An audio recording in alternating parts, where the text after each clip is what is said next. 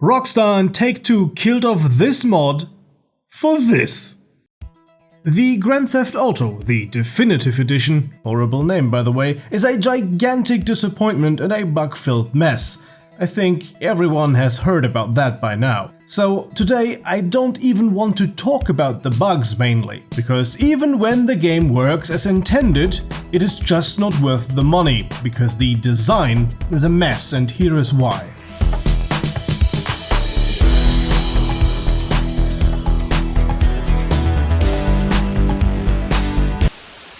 Of course, let's first acknowledge the mess, because everyone is doing it and it's fun. So here are my favorite bugs that popped up in my feed, and afterwards we are actually going to talk about the design.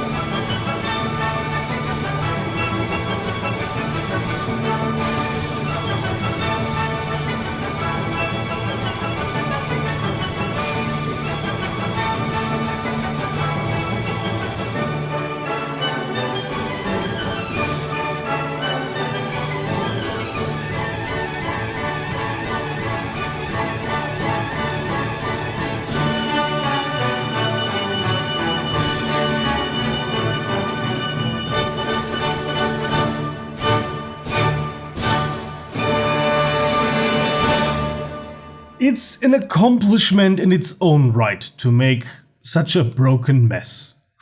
It is Take-Two's and Rockstar's Half-Life Source. You know what makes this remaster worse than Warcraft 3 Reforged or Half-Life Source? Those were disappointing because they didn't look as good as anticipated or promised. But the GTA Remastered editions, they are not only visually disappointing, but also just lazy. At least they appear to be lazy. There were people pointing out on Twitter, oh, you shouldn't call the developers lazy, they were not given enough resources. While that may be true, the game just looks lazy, and it is of course a bug-filled mess. A bug disaster, the likes of which have rarely been ever seen. This messy trilogy is the result of a greedy publisher giving a really big task to a small studio that is just in over their heads with the given task. At least the guys don't die anymore when the train comes. They fixed that in the latest update. Wonderful.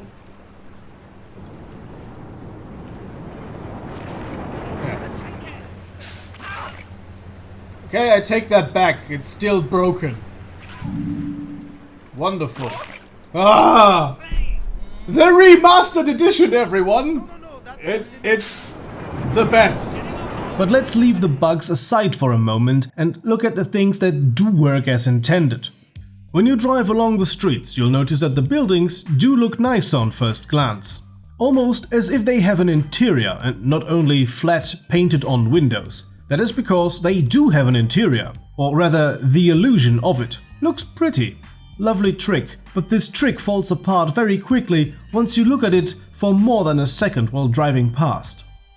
A local box projected cube map, as it is apparently called, is an illusion effect, which may be very resource effective for your hardware and looks okay in the great distance while driving past, but it just looks cheap upon closer inspection because of the incredibly repetitive way it is used to create one illogical room next to one another.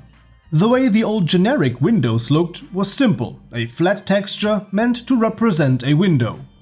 There was never a real window, always just a drawing of one, and now with these new tricks there are still no windows, there's actually no geometry behind the glass you're looking at, it's just an illusion. This may be technically impressive and nice to look at, but the reason why this illusion can look even worse than the original, apart from the nonsensical room layouts, is that these rooms do not look generic enough. Here's an actual room that is looking unique and furnished, with tables, desks, shelves, books and bottles. And what happens when you put a lot of very individualized items next to one another? The repetition becomes very, very obvious. It creates visual noise. It becomes a mess and just looks unappealing. At least in my opinion. I mean, maybe you enjoy it. The other interesting thing is, of course, every one of these textures just creates an individual illusion. So when you look at this room from another side, there's a wall where a window should be, and so on. It just looks off. Why is there the same grocery store room 75 times above this pizza place? Why is this room 20 by 20 inches tall? Or rather, small. Is this building just one gigantic room inside with oversized furniture and doors? This is just plain ugly. Look at this section of shops. Yes, they are just flat textures, photos of real stores someone took back in the year 2000. This is the remaster. Does it look much better? Not really. When you are driving past, for sure, but being near it, it just looks wrong. There's something off with it. And these wrong rooms repeat over and over again. They are present in GTA 3, Vice City and San Andreas. But it looks like they took a bit more care to hide them in San Andreas. It is often not as glaringly obvious like in GTA Vice City. One of the most disappointing parts about all of this is they were able to actually remaster some areas. This cube map stuff is a nice trick. Yes, use it of course, but not everywhere. The windows in GTA 5 use way simpler technology and they'd look better. Use the cube maps in first story windows and model the ground floor. It is doable. This is the Vice Point Mall. The original had a few shops modeled. They were used for a mission in which you had to break the glass to intimidate shopkeepers. In the remastered, they actually took the time and care to redesign the interior of the mall. New window dressings, small stands here and there. This looks remastered. This grocery store in the original, very flat. Here, nicely modeled stuff, taken from San Andreas, yes, but still nice looking. This looks a lot more detailed, a lot better. This is what I expect from a remaster. You don't have to go to the lengths of a Mafia remake or Black Mesa Source. You can stick with the old art style and design, but still improve the level of detail, making this look like a much more livable place. It looks alive when it's more detailed.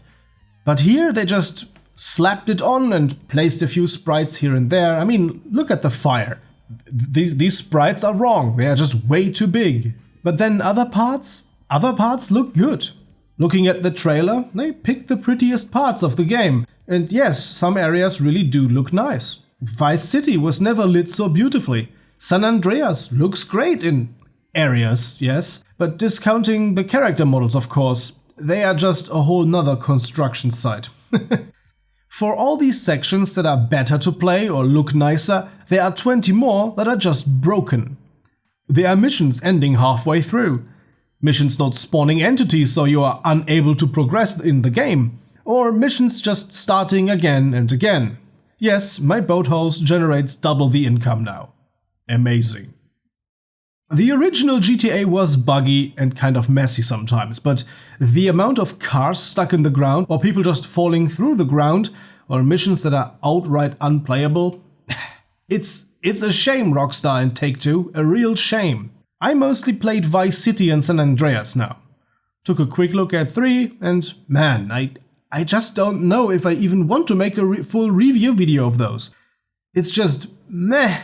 You can feel how soulless this version is, and yes, a lot of the AI upscale textures are nice, but didn't they actually have a look at what the AI did? Texts inverted, jokes completely lost, mistranslations. Sad. You know, especially the downtown side of Vice City, it feels even more unfinished than in the original.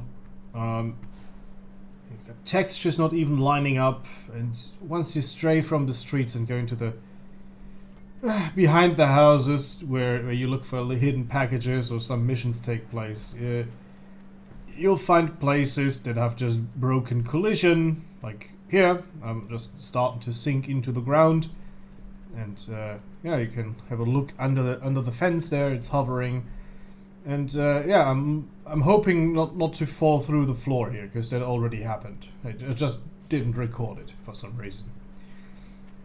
And this section is particularly bug filled because yeah, right here, sinking again, and of course, for some reason the lighting over here is completely off, and I'm having a halo here, which is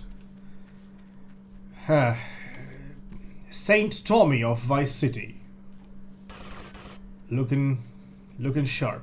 It would have been a great opportunity to actually remaster this, fix old bugs, improve upon old visual styles, finally properly establish what you can destroy and what not. Why can't you destroy these fences? Just take the ones from San Andreas, they're destroyable. You can crash every traffic light, but not these poles here. Or trees are virtually indestructible, even these itty-bitty ones. Maybe include the PSP and PS2 exclusive content with it. Give people a reason to get this. Play some new content. I would have loved to play Vice City stories on a more capable system with higher resolution. Playing it on the PS2? I'm sorry, it's just a pain. I would love to play it on computer. Talking about capable systems, they ported it all to the Unreal Engine. A good idea. The Unreal Engine is a capable workhorse that forgives many mistakes. So why the hell is this game lagging? It's a remaster of 20-year-old software. Why isn't this running as smoothly as a hot knife through butter? Don't buy this. Don't buy this mess. Maybe in half a year for half the price. But only if they actually fix the biggest issues. I'm usually not someone to get hyped up, and I wasn't going crazy for this one, but I was looking forward to playing these old childhood classics in a remastered and a touched up form. But they really managed to thoroughly stunt my excitement. My friend Alduin even recreated the Fox mascot in the Vice City girl style. It's fun, but will I use it much?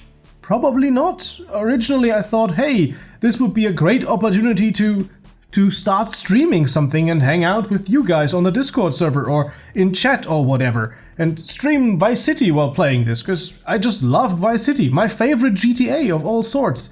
San Andreas was always way too big for my liking. Way too long drives. Vice City is just perfect, at least for me. Amazing, I wanted to share this with you guys, but now I just don't know. Would you still like to? Tell me in the comment section. But all this aside, I need to tell you, don't get this.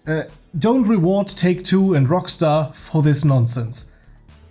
They killed so many great fan remakes, so many promising projects, and now they are starting to kill off GTA 4 remakes, like fan remakes, just so they can publish their schlock, their shovelware in 2 years, 3 years. I'm not looking forward to this, and I'm slowly starting to get really tired of the remakes and more remakes. Everything needs a remake now.